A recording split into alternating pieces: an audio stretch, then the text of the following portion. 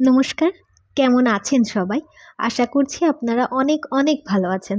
আমিও খুব ভালো আছি। আজকে যেখানে যাচ্ছি না, সে জায়গাটা জানেন? এত সুন্দর, চারিদিকে মাঠ আর মাঝখানে একটা বাড়ি। আমার তো খুব পছন্দ জায়গাটা। আশা করছি আপনাদেরও খুব ভালো লাগবে।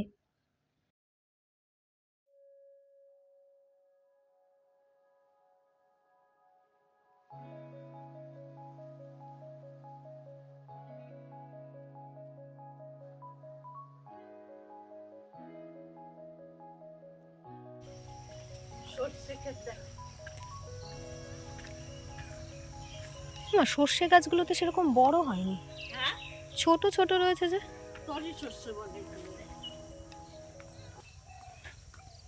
এই যে এইগুলো হবে বড়। এত সুন্দর লাগে এই জায়গাটা না? হ্যাঁ, রাই শস্য এইগুলো। আর ওই কি তো ভালো তরি। লাগছে। মাঝখান দিয়ে আল, আর ওই যে ওই বাড়িটাই আমরা যাব। এখান থেকে স্কুটি আসতো, ভালো চওড়াই তো রাস্তাটা। জায়গাটা খুব ভালো লাগছে দেখতে। নতুন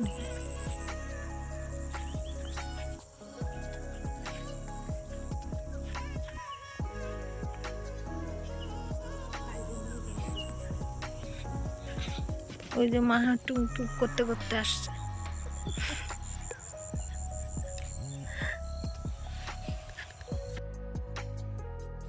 কি করে যে কি করে দিদা? হুম?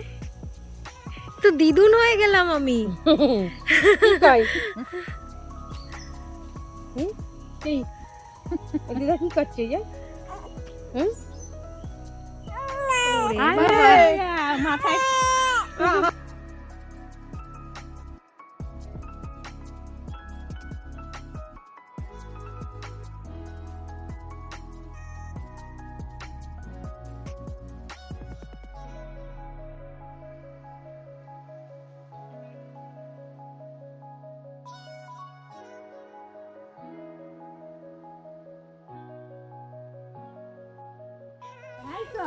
মা হাঁটবে না, কিন্তু হাঁটার মতন অ্যাক্টিং করবে, বুঝলে?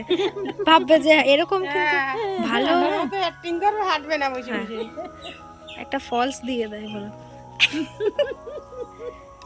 না তাকাচ্ছি কেমন? কি হলো? দরবে দেখানো হইতেছে। তাই? হ্যাঁ, তুই কেমন আছিস? ওরে বাবা, দাদা বাড়িতে না? না একটু সারান দিয়েছে না পড়া।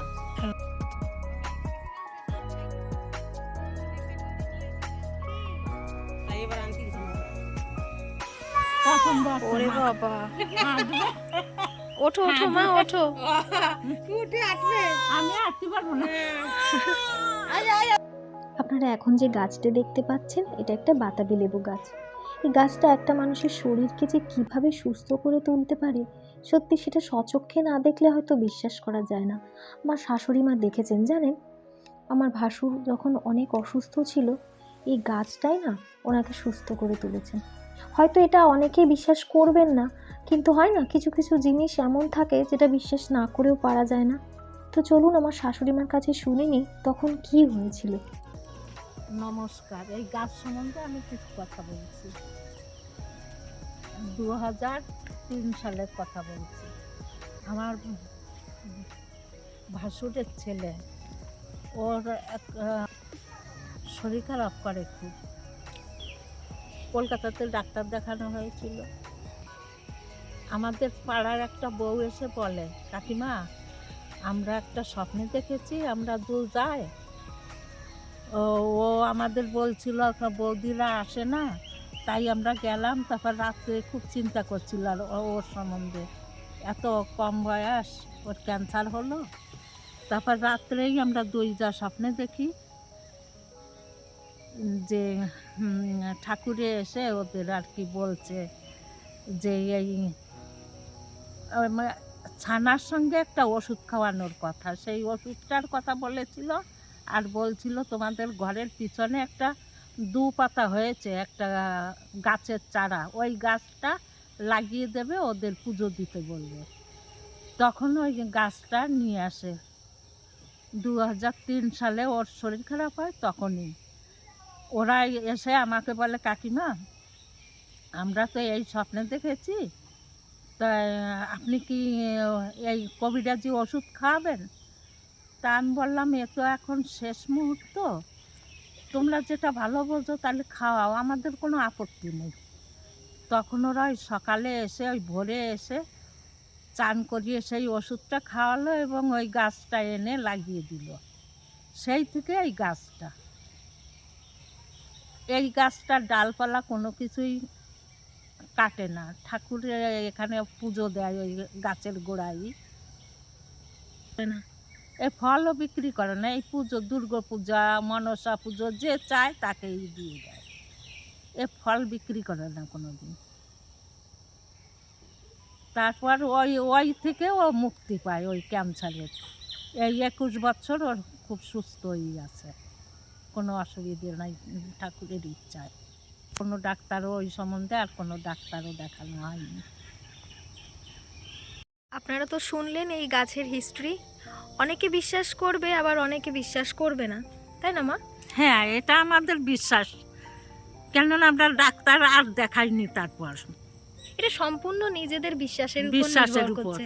যখন একটা মানুষ একদম শেষ সময় চলে এসছে, হ্যাঁ হ্যাঁ, যখন কোনো ডাক্তারেই আর ভরসা দিতে পারিনি, ডাক্তারে আর কোনো কিছু করতে পারবেন না, তখন একমাত্র ঠাকুরের ঠাকুরের উপরে উপরে ভরসা। তো ওরা এসছিল, ওকে খুব ভালোবাসতো। ওরা চিন্তা করলো, ঠাকুর এত কম বয়সী ছেলেটা এই অবস্থা, ওরাও ঠাকুরের নাম করে শুয়েছে। আর ওরা ওই তখন স্বপ্নে দেখে ওই ওষুধটা খাওয়ায় এবং ওই গাছটা লাগিয়ে দেয়।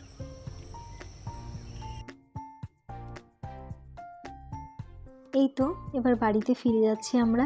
এই বাড়িটা যেহেতু আমাদের বাড়ির একটু কাছেই, তাই আমরা হেঁটেই এসছিলাম। এই সুযোগে একটু হাঁটা হয়ে গেল আর কি। আজ তাহলে আসি, আবার দেখা হবে অন্য একটি ব্লগে। ততক্ষণ জন্য ভালো থাকবেন, সুস্থ থাকবেন আর সবাইকে ভালো রাখবেন। ভিডিওটি দেখার জন্য অনেক অনেক ধন্যবাদ।